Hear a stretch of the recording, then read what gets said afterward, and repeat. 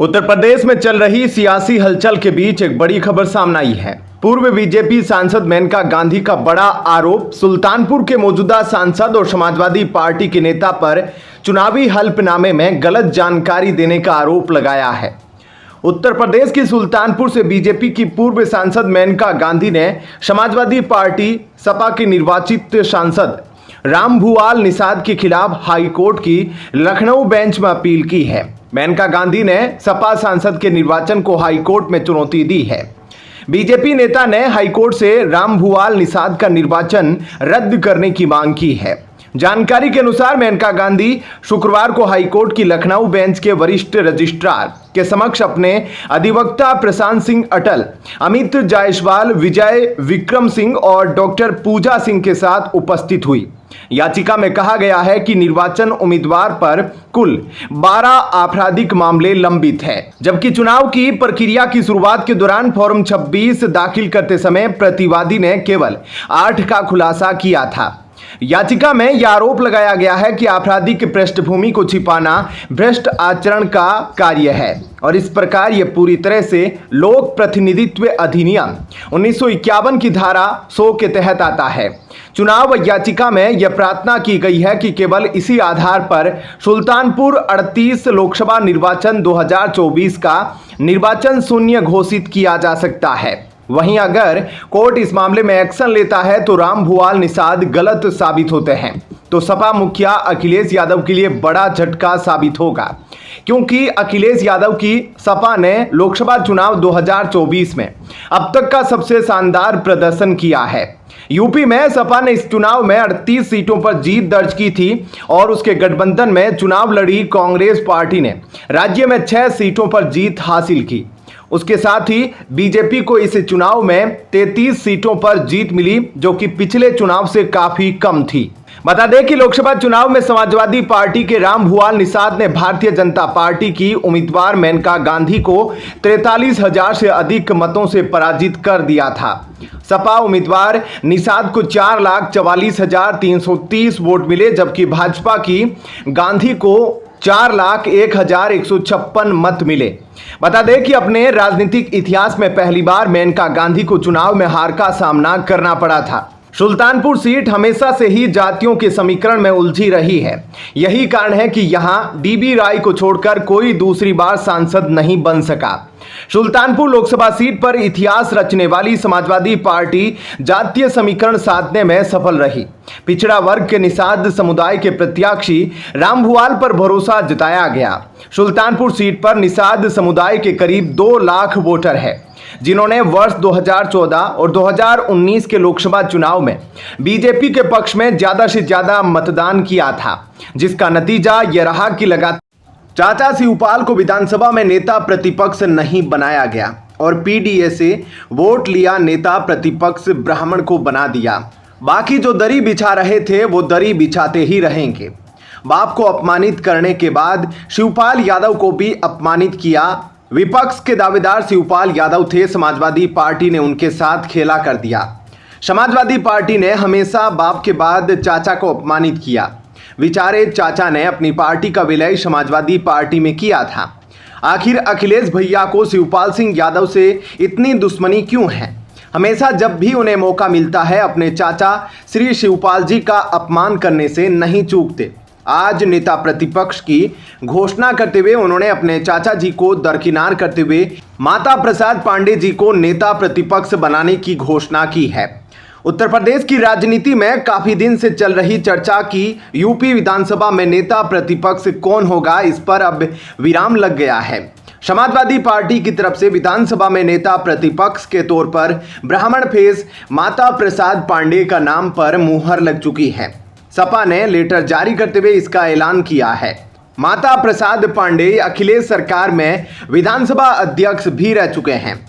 इसके साथ ही महबूब अली को सपा ने विधानसभा में अधिष्ठाता मंडल, कमाल अख्तर को मुख्य सचेतक और राकेश कुमार उर्फ आर के वर्मा को उप सचेतक की जिम्मेदारी दी है। सारे कयासों के विपरीत जाकर सपा मुखिया अखिलेश ने माता प्रसाद पांडेय को नेता प्रतिपक्ष बनाया।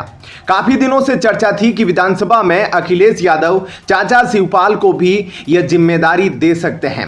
हालांकि अब शिवपाल का नाम भी इस लिस्ट से बाहर हो गया। इसके साथ ही इस लिस्ट में सपा नेता इंद्रजीत सरोज का भी नाम था। वहीं उन्होंने अपने बयान से साफ कर दिया था कि यूपी विधानसभा में नेता प्रतिपक्ष के लिए मैं दौड़ में नहीं हूं। जो राष्ट्रीय अध्यक्ष चुनेंगे वही सर्वोपरि होगा। चर्चा थी कि अखिलेश अपने चाचा शिवपाल यादव को यह पद सौंप सकते हैं, लेकिन उन्होंने ब्राह्मण नेता चुना।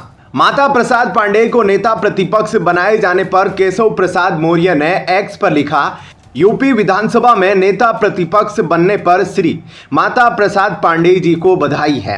उम्मीद है रचनात्मक विपक्ष की भूमिका निभाएंगे। परंतु सपा मुखिया श्री अखिलेश यादव जी ने पिछड़े दलितों को धोखा दिया है। सपा के पीडीए का मतलब बहुत बड़ा धोखा है। भाजपा 2027 में 2017 की विजय दोहराएगी। माता प्रसाद पांडेय सपा के बड़े ब्राह्मण चेहरों के रूप में जाने जाते हैं। पूर्वांचल की राजनीति में माता प्रसाद का बड़ा रसूख है। वह सिद्धार्थनगर की इटवा विधानसभा से विधायक है। इससे पहले 2012 में जब अखिलेश पहली बार यूपी के सीएम बने थे, तब उन्होंने माता प्रसाद पांडेय को विधानसभा का अध्यक्ष बनाया था। यूपी में ब्राह्मणों की आबादी 12% से अधिक है।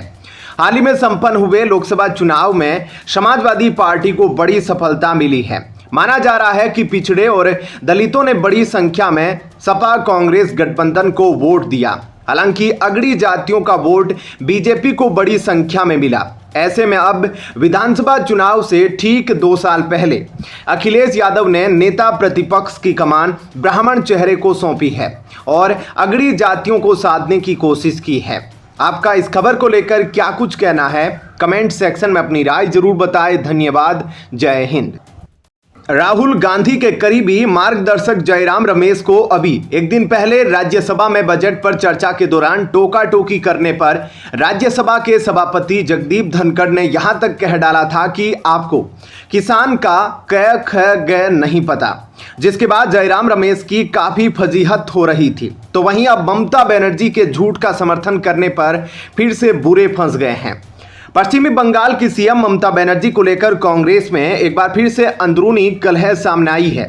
शनिवार को जहां नीति आयोग की बैठक में ममता के नौटंकी पर जहां दिल्ली में कांग्रेस नेतृत्व टीएमसी मुखिया के समर्थन में आया, तो वहीं दूसरी तरफ उसी दिन पश्चिमी बंगाल कांग्रेस के अध्यक्ष अधीर रंजन चौधरी ने ममता बनर्जी पर झूठ बोलने का बड़ा आरोप लगाया। दिल्ली में कांग्रेस नेतृत्व ने शनिवार को कहा कि नीति आयोग की बैठक में ममता बनर्जी के साथ जो व्यवहार किया गया है वह अस्वीकार्य है। दरअसल ममता बनर्जी ने झूठ आरोप लगाया था कि नीति आयोग की बैठक में उन्हें अपनी बात पूरी करने की अनुमति नहीं दी गई और उनका माइक्रोफोन बंद कर दिया गया। ममता बनर्जी के आरोप लगाने के कुछ देर बाद ही उनका भांडा फूट चुका था कि वो झूठ बोल रही है। फिर भी इस मुद्दे पर कांग्रेस के महासचिव जयराम रमेश ने एक्स पर लिखा, यह सभी भिन्न और असहमत दृष्टिकोणों को दबा देता है, जो एक खुले लोकतंत्र का सार है। इसकी बैठकें एक तमाशा है। आज पश्चिमी बंगाल के मुख्यमंत्री के साथ उनका व्यवहार अस्वीकार्य है। नीति आयोग में अपने संबोधन में गैर जैविक प्रधानमंत्री को यह एहसास हुआ है कि भारत को अंतर्राष्ट्रीय निवेश यानी FDI के लिए अनुकूल नीतियां बनाने की जरूरत है। 10 वर्षों तक उन्होंने वास्तव में भय, छल और धमकी को प्रोत्साहित किया और अब वे उपदेश दे रहे हैं। वहीं दूसरी तरफ अधीर रंजन चौधरी ने शनिवार को कहा कि नीति आयोग की बैठक को लेकर ममता बनर्जी की ओर से किए गए सभी दावे झूठे हैं। अधीर रंजन चौधरी ने शनिवार को राष्ट्रपति द्रौपदी मुर्मू को पत्र लिखकर कहा कि पश्चिमी बंगाल अराजक स्थिति में है और राज्य में कानून व्यवस्था बहाल करने के लिए राष्ट्रपति के हस्तक्षेप की मांग की। अधीर रंजन चौधरी ने लेटर में लिखा, मैं पश्चिमी बंगाल में सार्वजनिक जीवन में शिष्टाचार और कानून और व्यवस्था बहाल करने में आपके हस्तक्षेप की मांग करना चाहता हूं। मेरे लिए व्यक्तिगत स्तर पर राज्य में अराजक स्थिति को देखना न केवल परेशान करने वाला है बल्कि बहुत पीड़ादायक भी है, क्योंकि सत्तारूढ़ पार्टी ने विपक्ष के कार्यकर्ताओं, समर्थकों और समर्थकों के साथ क्रूर व्यवहार किया है वहीं सूचना और प्रसारण मंत्रालय के तहत press information bureau fact check का दावा भी सामने आया है। इसमें कहा गया कि ममता बनर्जी का आरोप भ्रामक है। यह दावा किया जा रहा है कि 9वीं गवर्निंग काउंसिल के दौरान पश्चिमी बंगाल की सीएम का माइक्रोफोन बंद कर दिया गया। पीआईबी की ओर से कहा गया कि इस तरह का दावा भ्रामक है। घड़ी लगी हुई थी जिसमें यह दिखाया गया कि उनके बोलने का समय समाप्त हो गया है। पीआईबी फैक्ट चेक ने एक्स पर पोस्ट किया। अल्फाबेट के अनुसार पश्चिमी बंगाल की मुख्यमंत्री की बारी लंच के बाद आनी थी। पश्चिमी बंगाल सरकार की अपील को देखते हुए उन्हें 7वें स्पीकर के रूप में मौका मिला, क्योंकि उन्हें जल्दी लौटना था। ऐसे में आपका इस खबर को लेकर क्या कुछ कहना है, कमेंट सेक्शन में अपनी राय जरूर बताएं। धन्यवाद। जय हिंद। राष्ट्रपति द्रौपदी मुर्मू ने शनिवार देर रात छत्तीसगढ़, राजस्थान, झारखंड, पंजाब समेत 10 राज्यों के राज्यपालों की नियुक्ति की। हरिभाऊ किशनराव बागड़े को राजस्थान का राज्यपाल नियुक्त किया गया। वहीं संतोष गंगवार झारखंड के नए राज्यपाल होंगे। झारखंड के राज्यपाल सीपी राधाकृष्णन अब महाराष्ट्र के राज्यपाल होंगे। वहीं रमन डेका को छत्तीसगढ़ का राज्यपाल नियुक्त किया गया है। शनिवार रात राष्ट्रपति भवन से जारी बयान के अनुसार राष्ट्रपति ने पंजाब के राज्यपाल बनवारी लाल पुरोहित का इस्तीफा स्वीकार कर लिया।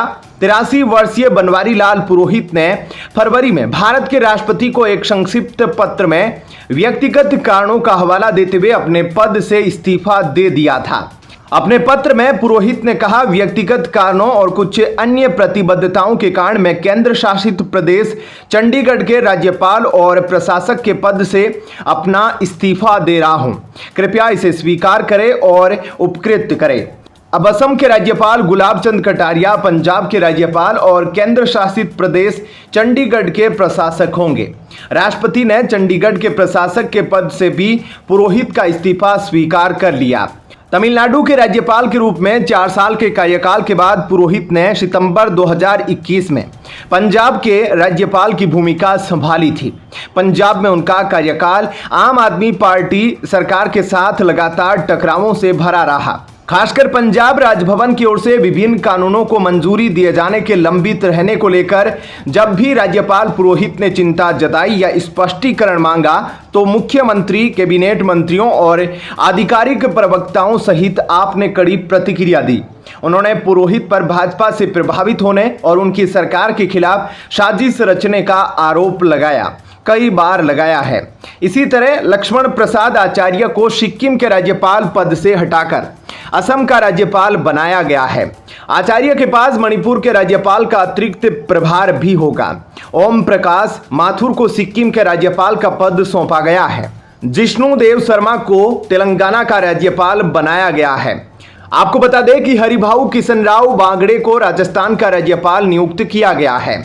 जिष्णु देव वर्मा को तेलंगाना का राज्यपाल नियुक्त किया गया है। ओम प्रकाश माथुर को सिक्किम का राज्यपाल, संतोष कुमार गंगवार को झारखंड का राज्यपाल, रामेन डेका को छत्तीसगढ़ का राज्यपाल, CH विजय शंकर को मेघालय का राज्यपाल, वहीं CP राधाकृष्णन जो वर्तमान में झारखंड के राज्यपाल है और तेलंगाना का अतिरिक्त प्रभार संभाल रहे हैं, उनको महाराष्ट्र का राज्यपाल नियुक्त किया गया है।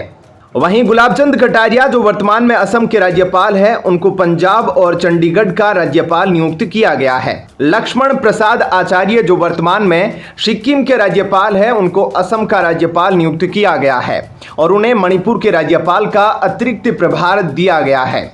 आपका इस अपडेट को लेकर क्या कुछ कहना है, कमेंट सेक्शन में अपनी राय जरूर बताएं। धन्यवाद। जय हिंद।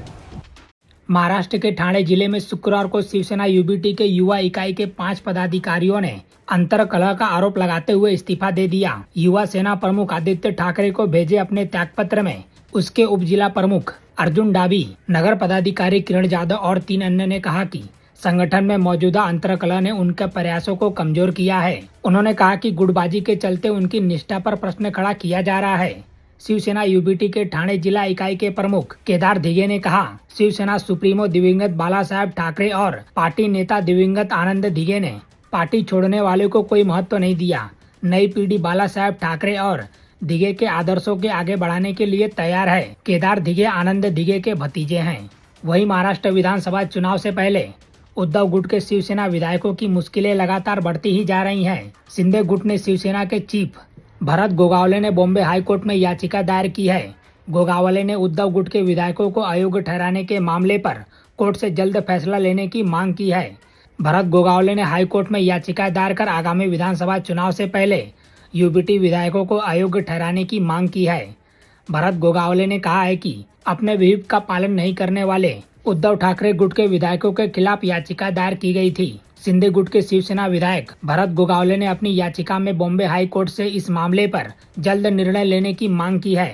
याचिका में गोगावले ने कहा, चुनाव आयोग ने मुख्यमंत्री एकनाथ शिंदे को शिवसेना पार्टी और धनुष चुनाव चिन्ह सौंप दिया है, तो हम असली शिवसेना हैं, कोई और शिवसेना नहीं है। याचिका में कहा गया है कि ठाकरे गुट के विधायकों ने हमारे व्हिप का पालन नहीं किया है। विधानसभा चुनाव से पहले अयोग्यता पर फैसला नहीं लेने पर याचिका निष्प्रभावित हो जाती है, इसलिए हाई कोर्ट चुनाव से पहले अयोग्यता पर फैसला सुनाए। बता दें कि भरत गोगावले ने जनवरी 2024 में बॉम्बे हाई कोर्ट में याचिका दायर कर उद्धव गुट के 13 विधायकों को अयोग्य करने की मांग की थी। वहीं अब राज्य में अगले कुछ महीनों में विधानसभा के चुनाव होने वाले हैं। ऐसे में शिंदे गुट की शिवसेना चाहती है कि कोर्ट इस मामले में जल्द ही फैसला सुना दे। फिलहाल इस खबर में इतना ही। बाकी अपडेट के लिए बने रहिए लाइव टीवी न्यूज के साथ।